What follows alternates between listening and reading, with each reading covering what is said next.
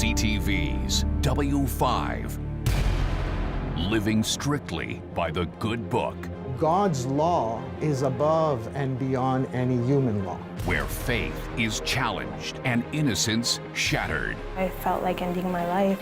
By a religion's darkest doctrines. It's an organization that's supposed to love and protect children. And no one will act. Why won't you call the police on pedophiles? Avery Haynes. Court documents obtained by W5 investigates claims of abuse and denial. Who do you turn to? Who do you have as support? When victims plead for justice. And he said he didn't do anything, so there's nothing that we can do. Scripture shields the accused. There has to be a confession or two witnesses. Survivors are shunned by families and the congregation. They are brainwashing everybody. When blind faith turns a blind eye. And he told me that I'm a liar. Here is Kevin Newman. Hello, and thanks for joining us.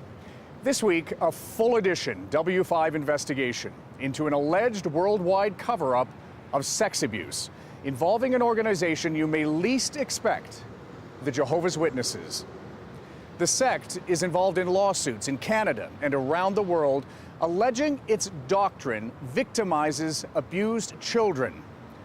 W5's Avery Haynes travels to London, New York, California, and across Canada to hear from victims who say that religious rules and intimidation ensure trauma is rarely, if ever, reported to police.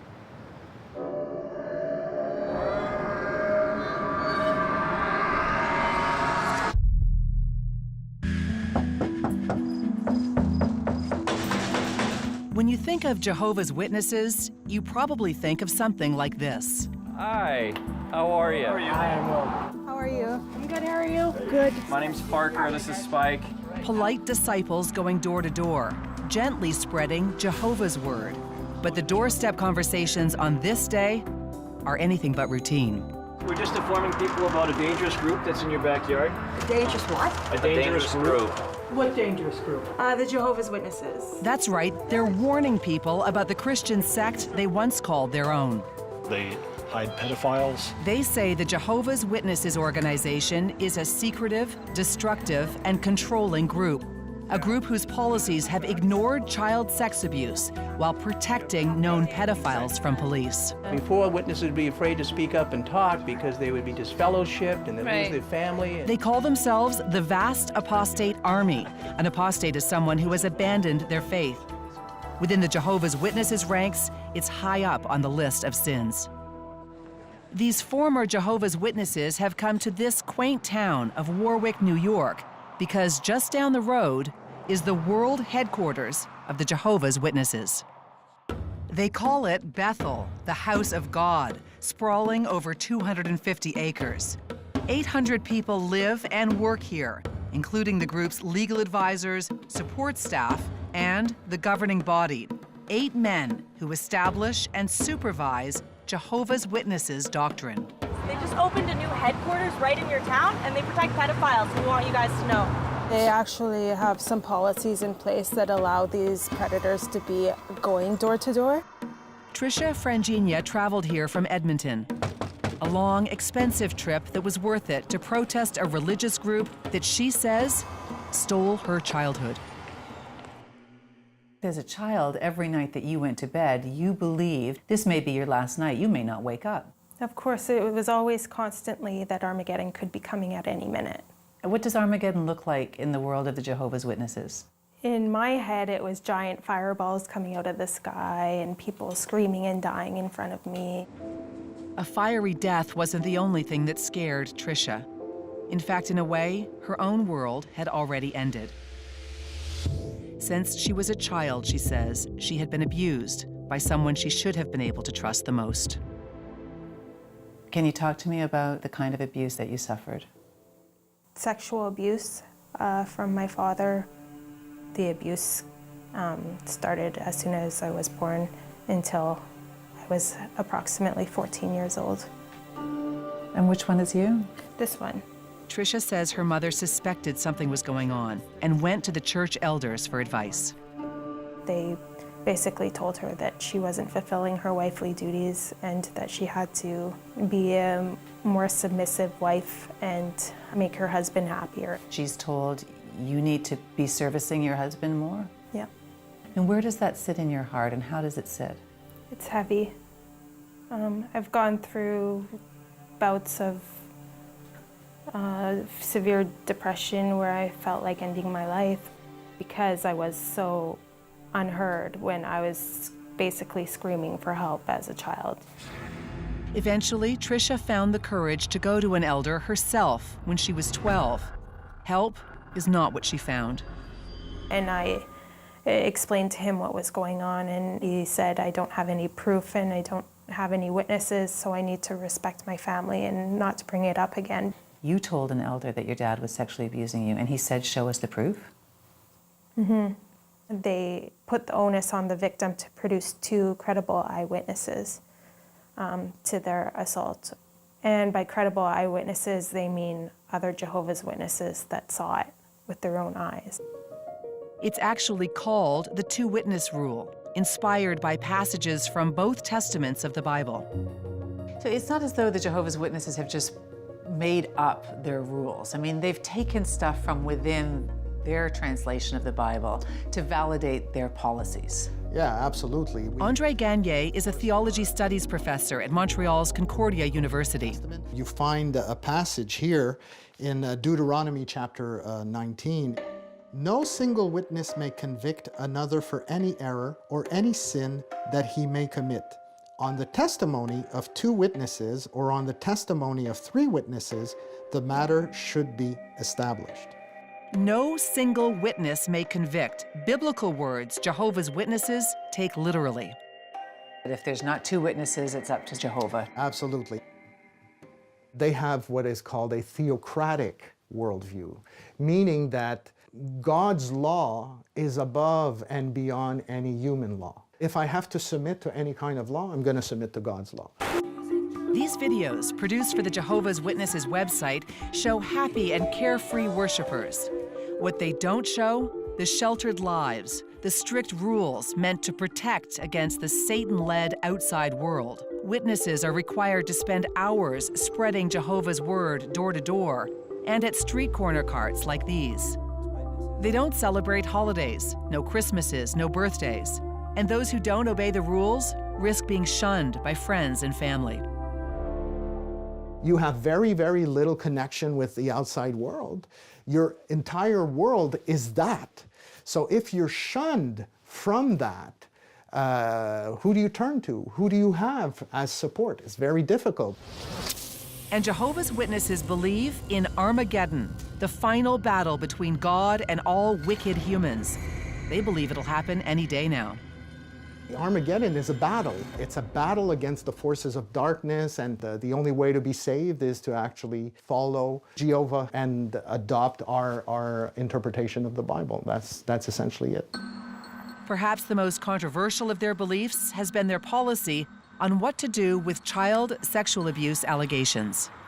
Court documents obtained by W5 show that Jehovah's Witnesses elders are instructed to keep a record of every single child sexual abuse allegation and then forward those allegations onto the organization's own legal department. Now, in many countries, including here in Canada, the law requires that allegations like that be dealt with by police.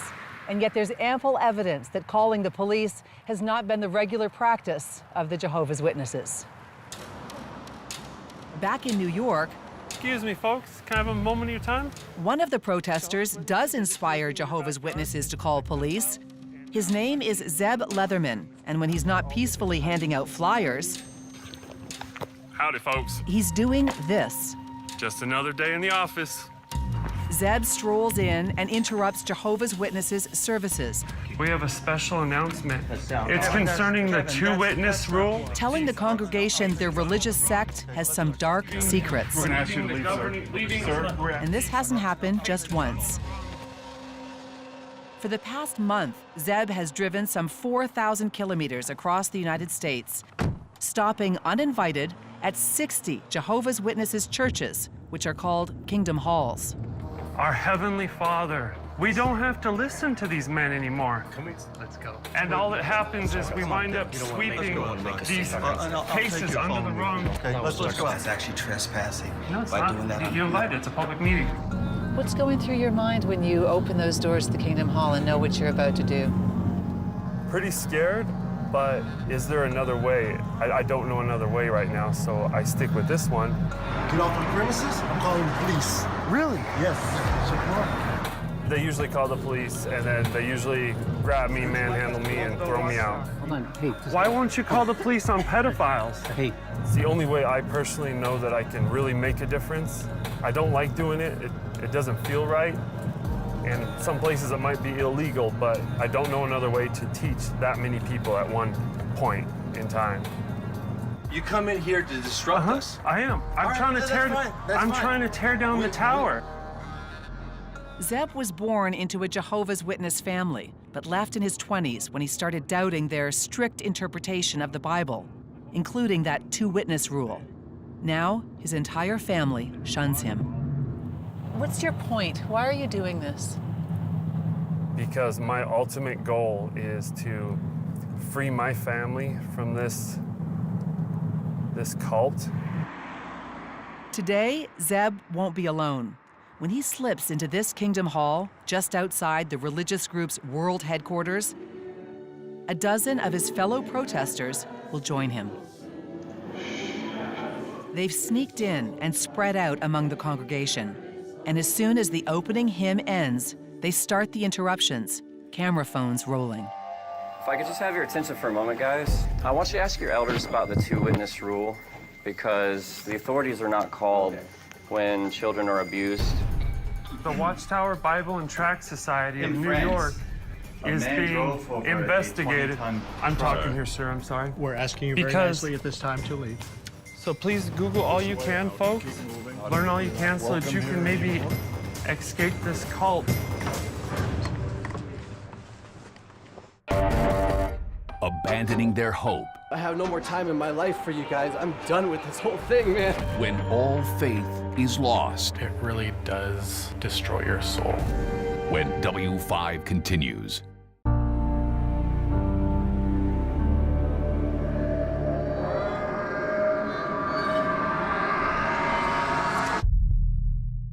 The Watchtower Bible and Tract Society of New York is being investigated. I'm talking here, sir, I'm sorry. A dozen former Jehovah's Witnesses have infiltrated this Kingdom Hall. It's a few miles from the religious sect's world headquarters in New York State. Among them, Canadian Tricia Frangina from Edmonton. My father sexually abused me for the first 14 years of... They say Jehovah's Witnesses' policies fail to protect child sex abuse victims, shield pedophiles, and shun people who speak out. And they want this congregation to hear what they have to say. I was raped and was told you shouldn't have done that, and I was disfellowshipped for it. 18 years old and not allowed to have my mother talk to me for a year. One after another, the protesters stand up to make disturbing allegations. Allegations that many of these congregants have likely never heard before. My ex-husband is a pedophile. He raped 2 children in the Kingdom Hall. He is still allowed to be talked to by everybody. This is an organization that's supposed to love and protect children. Your invitation to be here has been revoked. Don't shun your children. JWFacts.com. After several minutes, everyone is finally ejected, and the chaos spills outside. But the accusations continue. Can I ask you, how many pedophiles have you encountered in your record as an elder? I'm sorry, there's no comment. Yeah, you treat us like we're dead. I will not hate you guys. I will not hate you. You look at me like I don't exist. I'm telling you, as a man, I'm right here. So I have no more time in my life for you guys. I'm done with this whole thing, man. Done. A single police officer shows up, and the group slowly leaves. They reassemble in a parking lot across the street, happy they forced a different point of view into fresh ears. Tricia Frangina, who says she survived years of sexual abuse as a child, thinks the protesters' plan wasn't perfect, but it's still worth celebrating. You could tell that people were just like, oh God, like plugging their ears. But there were a couple in the front that seemed really affected by it. So you never know who's gonna go home and try and find the truth. The way to do that is The police officer returns a few minutes later, and the group thinks that they're going to be told to leave. Obviously, it's private property, so you have to leave, and you guys. But instead of asking them to clear out, he has something else on his mind. Holy Spirit, what's your view on that? It's an active force, just like we're breathing here. For the next 20 minutes, the group and the cop talk religion. I know the Christian Church and the Jehovah's Witness obviously have some theological differences. The reception much friendlier than what they got at the Kingdom Hall. All right, well, good luck up there, and good luck to the war with police officers up there. Thank you so much. Have a really good rest of the day. Have a great day.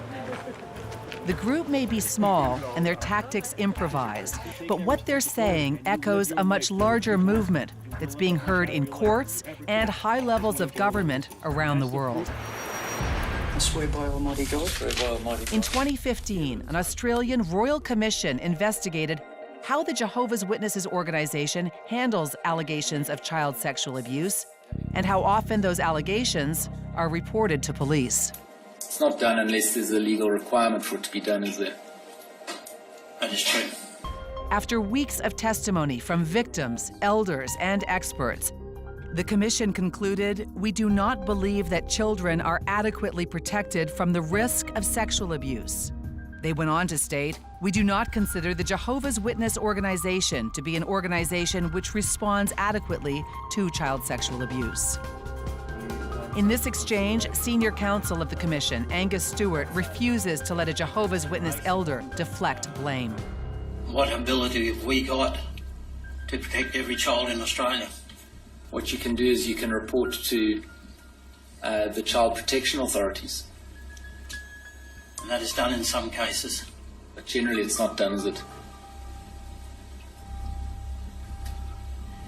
No.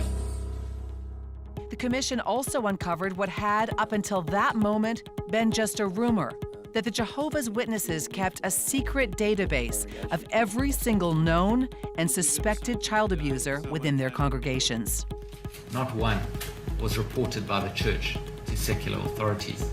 Since 1950, JW elders in Australia have documented potential child sexual abuse cases against 1,006 members. Not one of them ever reported to police. Half a world away, Jehovah's Witnesses are also coming under legal scrutiny in the United Kingdom.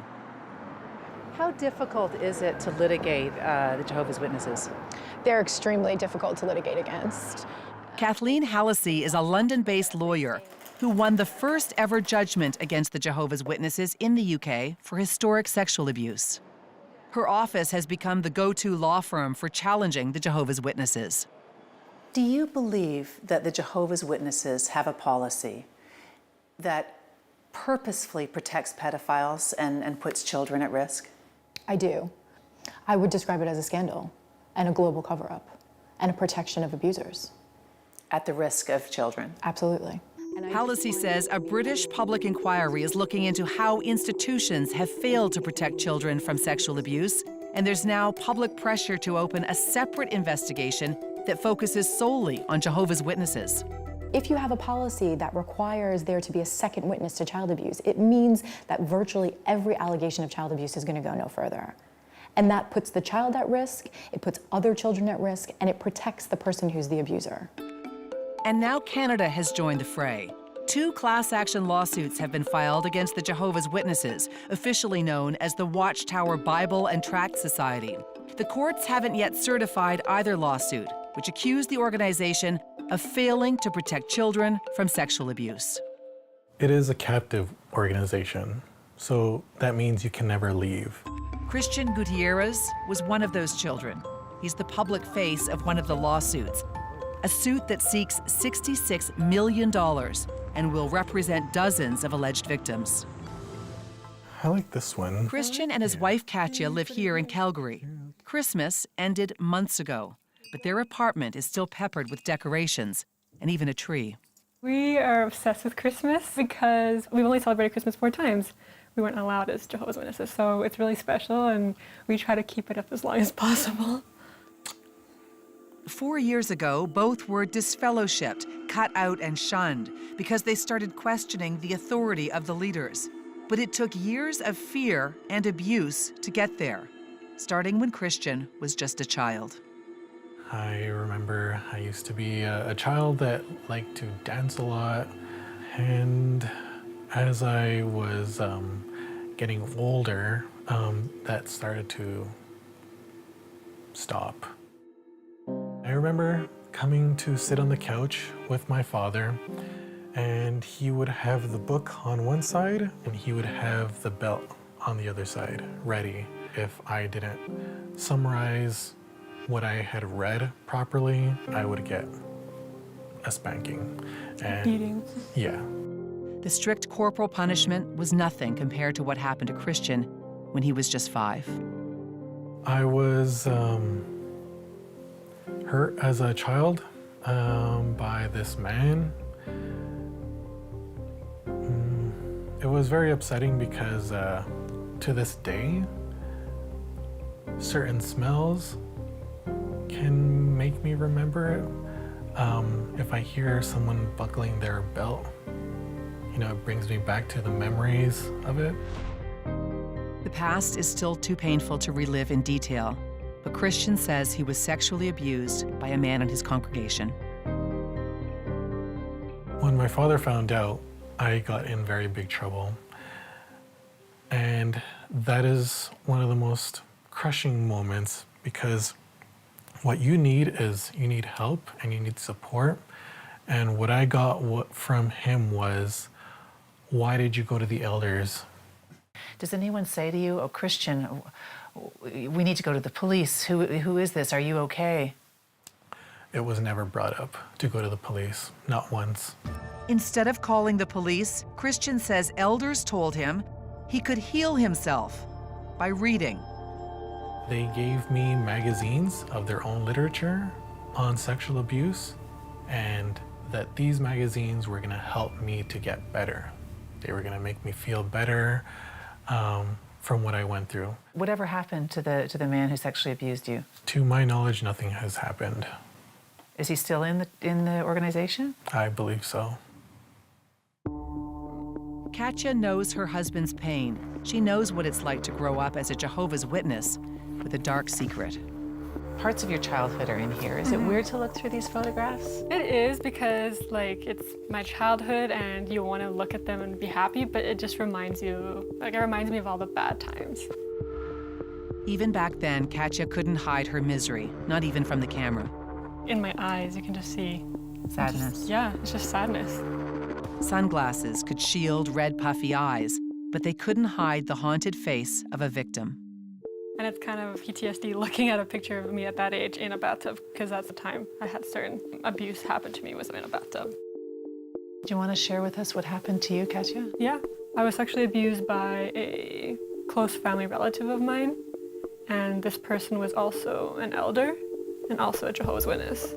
I don't feel like going into exact detail of what took place, but I was, sexually touched. I was just very stressed and scared, and I had a lot of anxiety. So much anxiety that at the age of just 10, Katya took a kitchen knife into her room and held it to her wrist. I feel like I was going through all this and nobody noticed. And I was looking for someone to help me. And I thought maybe in a child's mind, maybe if I tried to take my life, it would get someone to notice that I need help. Before Katya could hurt herself, her mother found her with that knife and rushed her to the hospital. So you get to the hospital, and what did the doctors at the hospital say to you? They did a lot of questioning just on my history, what my family life was like. They asked me, is there anything else that you want to share, anything else that's causing you to feel scared at home or anything, or in your life? And that's when I said, yeah, there's something else that I want to say, and I told them that I was being sexually abused at the same time. You told the doctors? Yeah. And it was one of those doctors who called the police. Shortly after, a close family member of Katya's was charged with sexual assault and sexual interference. But things did not get easier. After speaking to police, Katya was summoned to talk to the elders, a 10-year-old girl in a room full of men. What did they specifically ask you about the sexual abuse? I remember the elders actually asked me, do you know if there's 2 other witnesses involved to this? And I said no. And they said, well, nothing we can do, leave it in Jehovah's hands. They didn't even say, "We're sorry to hear what happened to you," or anything. Katya says one elder took it even farther. And he said if you really were sexually abused, that you would have squealed like a pig, which you did not, which means it never happened. And he told me that I'm a liar and that I need to clear this person's name and tell the police what I said was not true.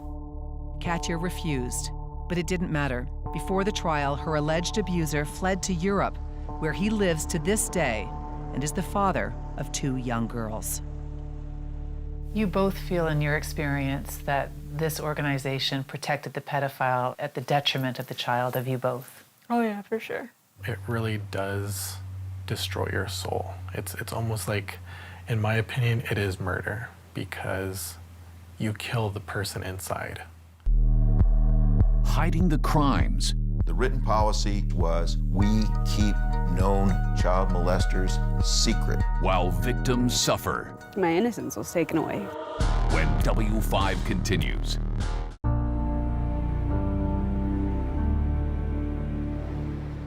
Welcome back to W5.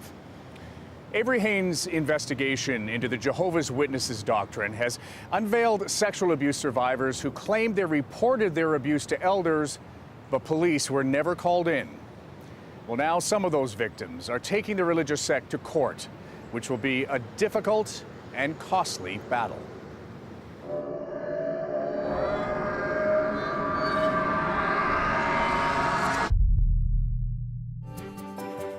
All around the world, people come together every week at places of worship called Kingdom Halls. The Jehovah's Witnesses official website hosts dozens of videos that depict warm family scenes. It's a stark contrast to the emotional court battles and international investigations that allege the organization has covered up child sex assault cases. Now, 2 class action lawsuits have been filed in Canada, one for $66 million.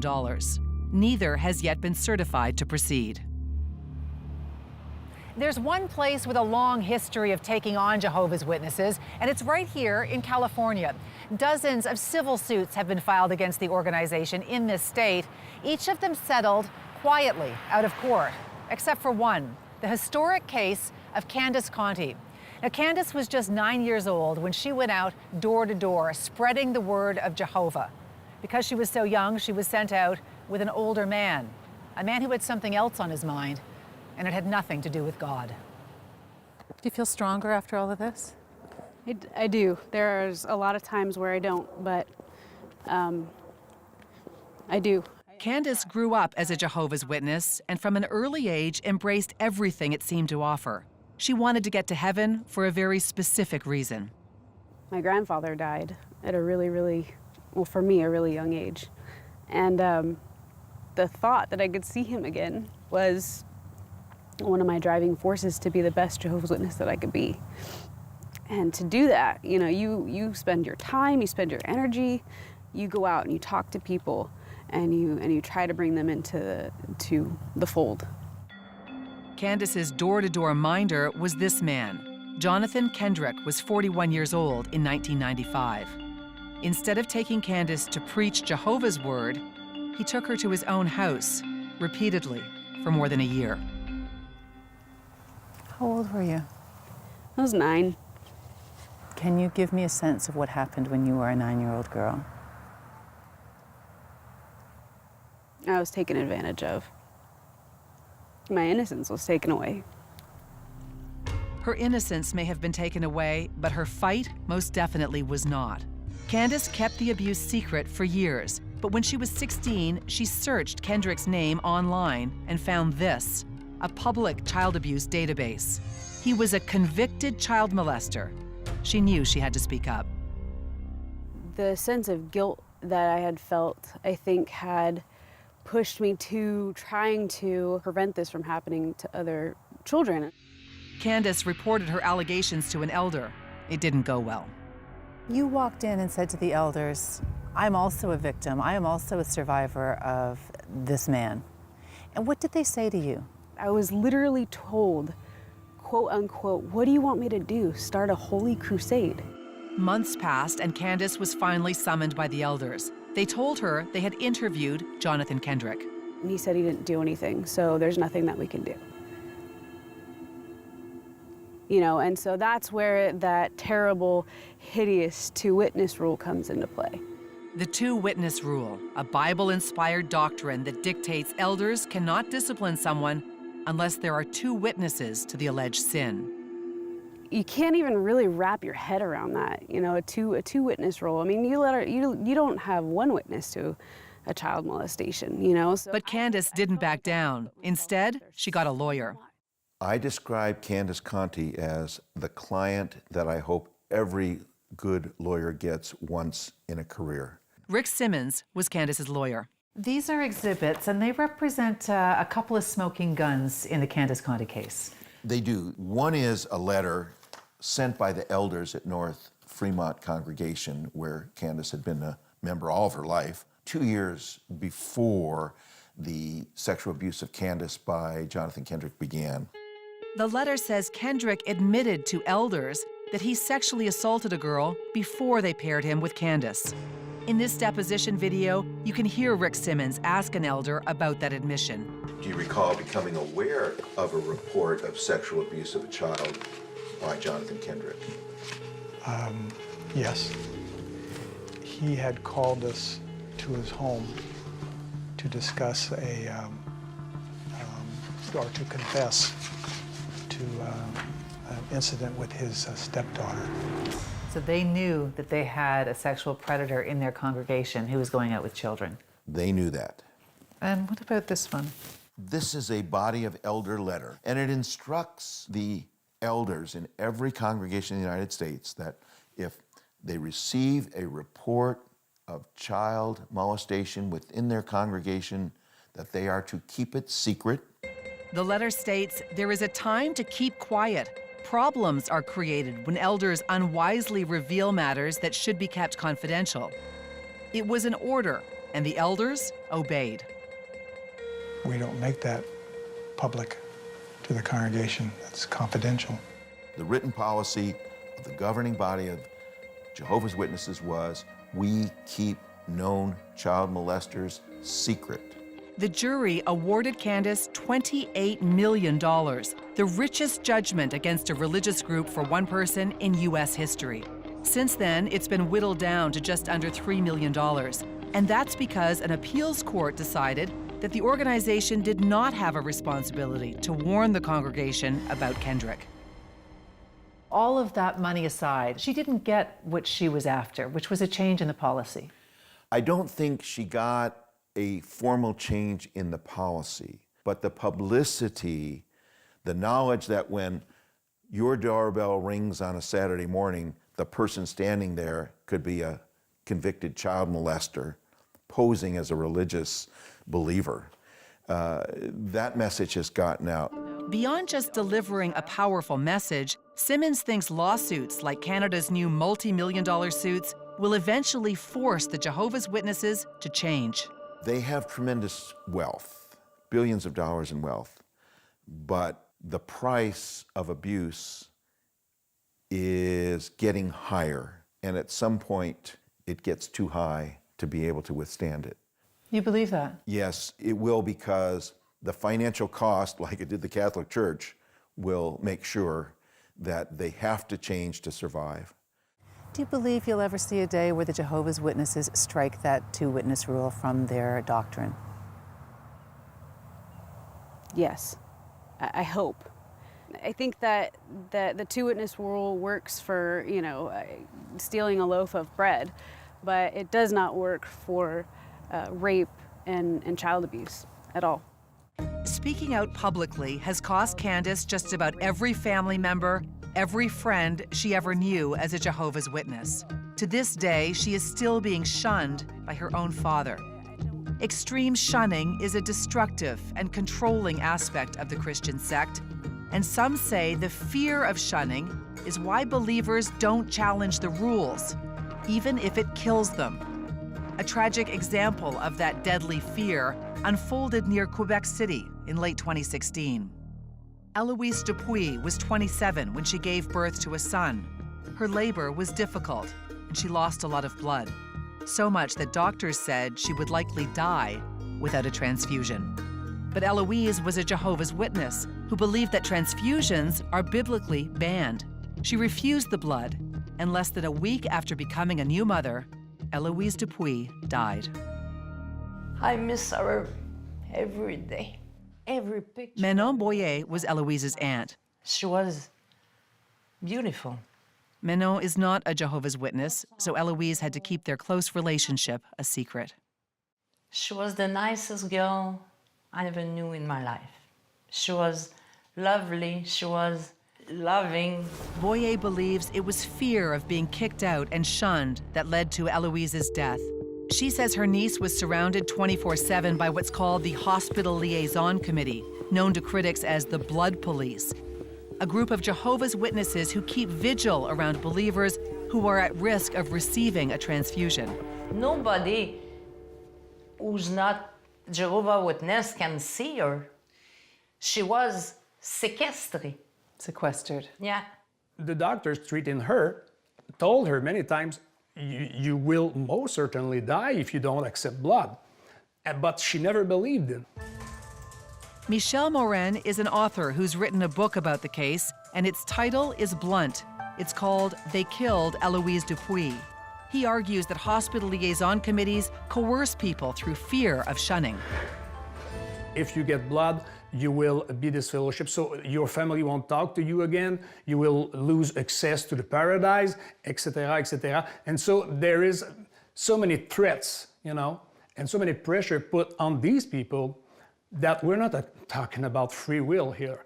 Even if a competent doctor tells her about the reality of blood transfusion, he has like 24, 48 hours to convince her and to change 20 years of deception, of lies.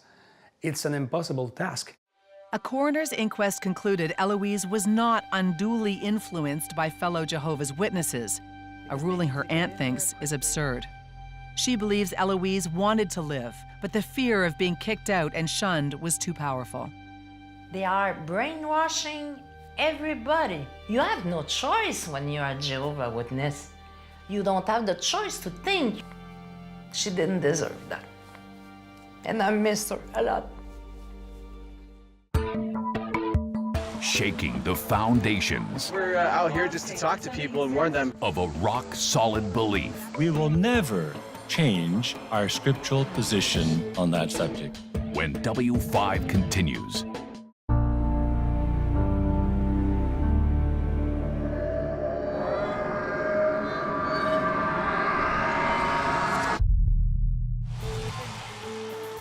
They call themselves the Vast Apostate Army, former Jehovah's Witnesses who are speaking out against the Christian sect they say covers up allegations of sexual abuse within its ranks.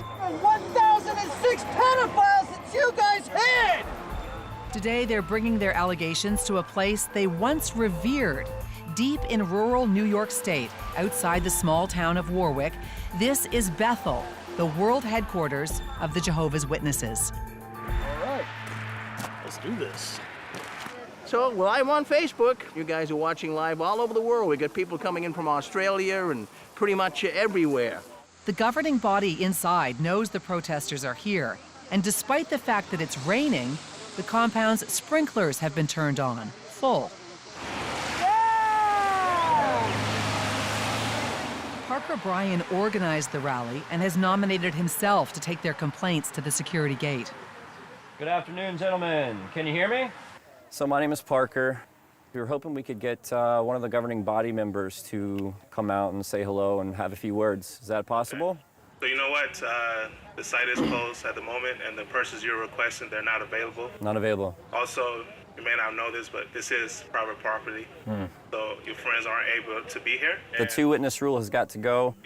Kids are being molested, and they're not being turned into the authorities. The protesters may not have been heard. Thank you, gentlemen. Have a great day, okay? But they would later find out they were definitely seen. They're starting to block the main entrance. This video was taken from inside the compound, well behind that security gate. Video and stills of not only the group, but of individual protesters as well. Someone from inside Bethel recorded the demonstrators. and for some reason secretly posted it online.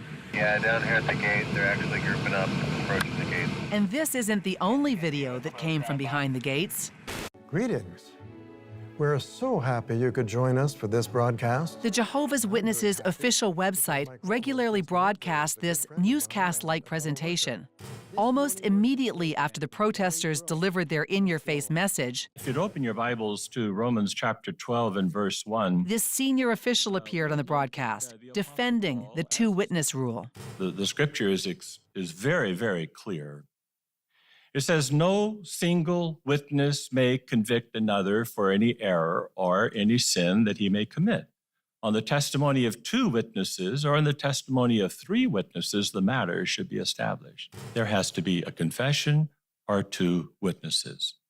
So we will never change our scriptural position on that subject. This grassroots group of ex-witnesses didn't really expect to meet with anyone from the governing body during the protest. There's a long history of not responding to criticisms or allegations publicly, something W5 found out firsthand. This is the Canadian headquarters of the Jehovah's Witnesses in Georgetown, north of Toronto. We requested an on-camera interview here, as well as at the world headquarters in New York State. Both requests were denied. And so we sent a long list of questions surrounding their child protection policies, including whether or not police are called every time a sex abuse allegation is made. Instead of answers, we received a variation of a statement that the Jehovah's Witnesses have been using for years. They say the Jehovah's Witnesses abhor child abuse, a crime that sadly occurs in all sectors of society. We believe that loving and protective parents are the best deterrent to child abuse. The victim and his or her parents have the absolute right to report the matter to the governmental authorities. Elders do not shield abusers from the authorities or from the consequences of their actions.